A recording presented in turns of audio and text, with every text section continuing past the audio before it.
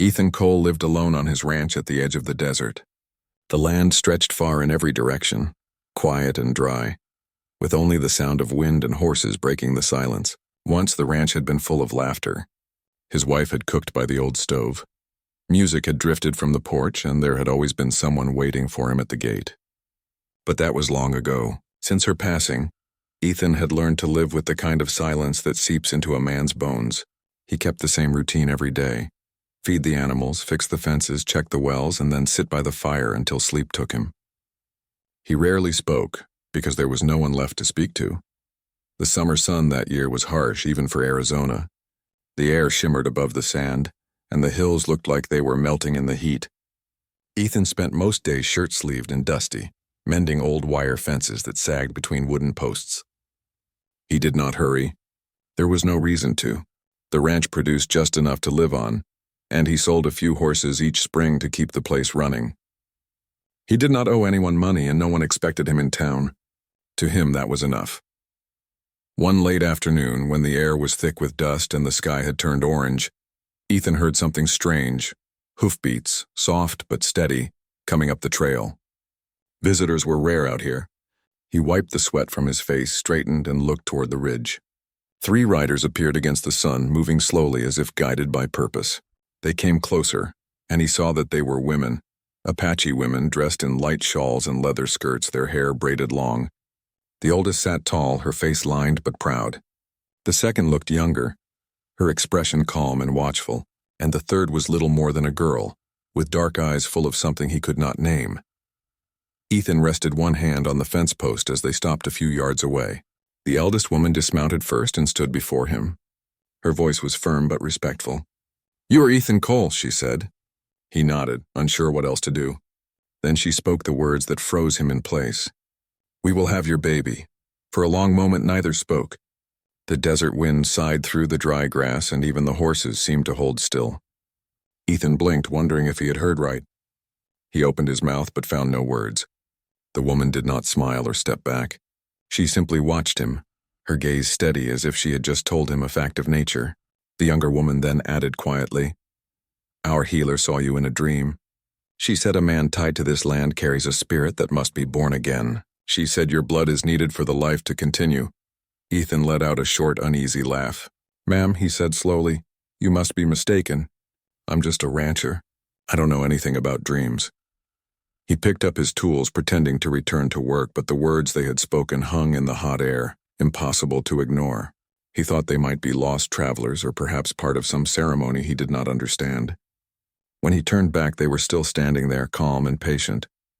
The youngest woman, her voice barely above a whisper, said, "We came from far away. The spirits sent us here.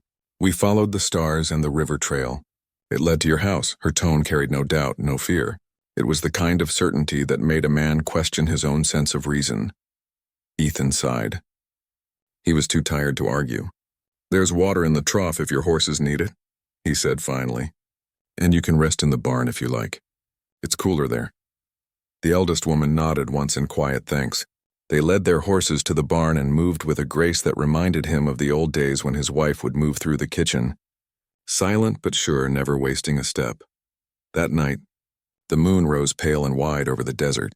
Ethan sat on the porch listening to the faint sounds coming from the barn, the soft rhythm of voices, maybe a song. He tried to push the strange visitors from his mind, but curiosity wouldn't leave him. Who were they really? What made them come all this way? He had lived among these lands long enough to know that the Apache people held deep respect for the earth and the sky. Still, he couldn't make sense of what they wanted from him. When he finally went inside, he looked at the empty chair across from him and thought of his wife. She had wanted children, but it never happened. Maybe that was why the words of the women had struck him so hard. He lay awake long into the night, listening to the wind and remembering the way she used to smile at him before dawn. The next morning, the women were already awake. They had cleaned the barn, fetched water, and even fed his horses without being asked. The youngest waved at him shyly as he came out. Ethan felt something stir inside him, something he hadn't felt in years. Maybe kindness, maybe the faint warmth of company. The eldest woman approached and handed him a wooden bowl with a kind of cornbread inside. "We share what we have," she said. He thanked her quietly and sat on a crate to eat. The food was simple but tasted better than anything he had made himself in a long time. As the sun climbed, Ethan found them helping around the ranch without a word of instruction. They seemed to know how to fix things, how to mend leather, how to guide horses gently. He watched them from a distance, wondering if it was rude to ask why they were still here. When he finally did, the middle-aged woman only said, "We will leave when the land tells us to." There was no arrogance in her voice, only certainty. Days passed like that. They didn't talk much, but their quiet presence filled the empty spaces of the ranch. In the evenings, they would sit by the fire outside, humming songs that sounded older than the desert itself. Sometimes Ethan would bring his coffee and sit nearby, pretending not to listen. The youngest, whose name he learned was Lida, often smiled at him. She had a peaceful way about her that made the silence between them feel less heavy. One night, as they all sat watching the stars, the eldest woman spoke again. "You think we are strange," she said. Ethan didn't deny it, "but we were told this place once belonged to our ancestors. The river that runs near your pasture was sacred to them. It has been dry many years now.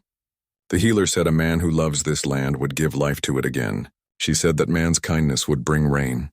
Ethan stared at the dying fire. "I don't know anything about bringing rain," he said softly. "All I know is how to keep fences standing." The woman smiled faintly. "Sometimes fences are not what the land needs. Sometimes it needs trust." After she went inside, Ethan sat alone for a long while, turning her words over in his mind. He didn't understand the talk of dreams or sacred rivers, but he did understand loneliness. He had carried it for too many years. Now, for the first time, there were voices in the night besides the wind. As he went to bed, he looked out at the barn where the three women slept. The horses were calm and the desert was quiet again. Yet something felt different, lighter somehow, as if the land itself was waiting for something to happen. Lying on his back, he thought again of the sentence that had begun it all. "We will have your baby." It no longer sounded like madness. It sounded like a mystery written by time itself, something beyond his knowing. He closed his eyes but could not sleep for a long time. He listened to the night, the faint whisper of wind through the sagebrush, the soft creak of wood. And for the first time in many lonely years, he felt that he was not entirely alone. The stars above the ranch seemed to shine brighter, as though they too were watching, waiting, and guarding a secret that had just begun to unfold. The morning sun rose soft and golden over the ranch, painting the fields with light. Ethan stepped outside, half expecting the three women to be gone. But they were there, already working near the corral. The eldest was sweeping the yard with a branch broom. The middle one was mending a torn blanket, and the youngest, Lida, was brushing one of the horses with slow, gentle hands. It looked as though they had lived there forever. Ethan walked toward them quietly, unsure what to say. For so many years, his mornings had begun in silence. Now there were footsteps, voices, and the smell of food cooking over the small fire they had made near the barn. The middle woman smiled faintly as he passed, offering him a tin cup of warm coffee made the old way, thick and strong. He nodded a thank you, and they all went on with their work without asking for anything. It felt natural, like the place had been waiting for them. The days started blending into one another. Each morning, the sun came up to find the ranch full of motion again. The fences were repaired, the well was cleared, and the horses seemed calmer, almost content. Even the ground looked healthier, with small patches of green showing near the creek bed that had been dry for months. Ethan noticed it one evening as he was walking back from the far field. A tiny stream of water glistened in the dirt. He bent down, touched it, and found it cool. Maybe the rains had fallen somewhere up in the hills, or maybe, as the old woman said, the land had begun to live again. At night, they all sat outside by the fire. The eldest woman would tell stories in her slow, measured voice. She spoke of old times when her people lived freely along the rivers, when the land spoke to them through the wind. Ethan listened quietly, never interrupting. He had always thought of himself as a man who understood land and weather, but the way she spoke made him realize he had only known the surface. The land in her stories was alive. It breathed, remembered, and forgave. Lida sat near him most nights, quiet but attentive. She liked to ask questions about the horses and the tools he used. She said she wanted to learn everything about keeping a ranch alive. Sometimes their eyes met, and Ethan would feel something stir in his chest, a feeling he thought he had buried long ago. It wasn't romance at first. It was warmth, like sunlight finding a cold place and making it soft again. One evening, clouds gathered for the first time in months. The air smelled of rain, rich and full. The youngest woman lifted her face to the sky and smiled. "It will come," she said softly. Ethan didn't know if she meant rain or something else. He watched as she closed her eyes and whispered a few words in her language. That night, the first drops fell, light and steady. He stood in the doorway of his barn, watching them land on the dry earth. The three women stood outside, letting the rain soak their hair and shawls. They didn't run for cover. They just stood there, silent, thankful. When morning came, the land looked washed clean. The air was cooler, the sky wide and bright. Ethan felt new energy in his body as he went about his chores. It was strange, he didn't feel like an old man anymore. The ranch didn't feel like a burden either. It was alive again, just like he was. Weeks passed. The women had made a small garden beside the barn, planting herbs and wildflowers. Ethan built a small shelter for them, though they often preferred to sleep under the stars. They had brought peace into his life without asking for anything in return. When he asked once why they had really come, the eldest woman smiled and said, "You were part of a promise. Long before you were born, your land and our land were one. The wind carried your name to us." He didn't understand it completely, but he didn't need to. Something in her calm voice told him that life had chosen its own path, and he only needed to walk with it. One morning, Lita came to him as he worked near the barn. Her hands were trembling slightly, but her eyes were steady. "I'm going to have a baby," she said. The words hung in the warm air, soft but clear. Ethan looked at her, unsure what to say. She didn't seem frightened, only peaceful, like someone who had finally found where she belonged. The older women came and stood beside her, their faces gentle. "This child will carry both our bloods," the eldest said. "He will belong to this land more than any of us." Ethan felt his throat tighten. For years he had lived with emptiness, with no family, no laughter, no sound but the wind. Now there was life growing right here in the heart of his ranch. It was something he never thought he would see. He nodded slowly, his voice rough when he spoke. "Then this land will be his home. I'll see to that." The days that followed were quiet but full of purpose. Lita stayed close to the house, and Ethan made sure she had everything she needed. The two older women guided her through the days with patience and care. Sometimes at sunset he would see them walking along the riverbed, talking softly. The dry creek now flowed with a thin but steady stream, glimmering under the fading light. It was small, but it was enough to make the fields bloom again. As the months passed, the ranch became a place of color. Wildflowers grew near the fence line, birds returned to the trees, and the horses looked strong and well-fed. People in town began to talk. Some said Ethan had taken in 3 Apache women. Others said the land had been blessed. He didn't answer questions when he went to buy supplies. He simply smiled and said, "The ranch is alive again." One quiet evening, the eldest woman came to him. "It is almost time," she said. Her eyes were kind, but he could see the weight of years behind them. "When the child is born, our path will continue elsewhere, but this land will never forget what it owes you." Ethan wanted to ask her to stay, but he knew she wouldn't. Some journeys weren't meant to be held back. When the day came, it was early morning. The sky was pale pink and the air cool and still.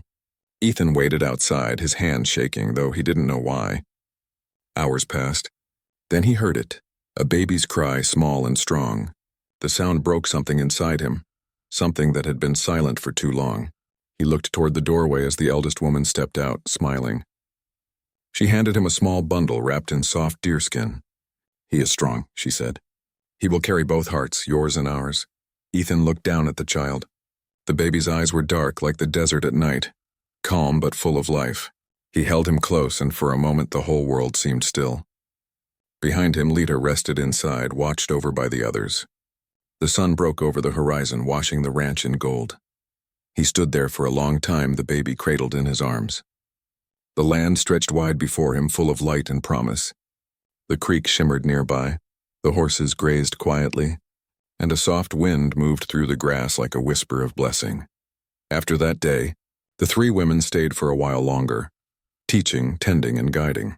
But when spring came again, they left as quietly as they had arrived. Ethan never asked where they went. He knew some things were not meant to be questioned. He raised the boy with care and patience. The child grew strong, kind, and wise beyond his years. He loved the land as his parents did. People still spoke about the lonely rancher who had found a family in the most unexpected way, and how the dry land that once held only dust now bloomed each season without fail. Ethan often stood by the fence at dusk, the boy beside him, watching the sun set over the hills. The wind carried the scent of rain, and he would smile quietly. In his heart, he knew the promise had been kept. The desert had given him back something he thought he had lost forever: life, love, and the feeling that he was never truly alone again.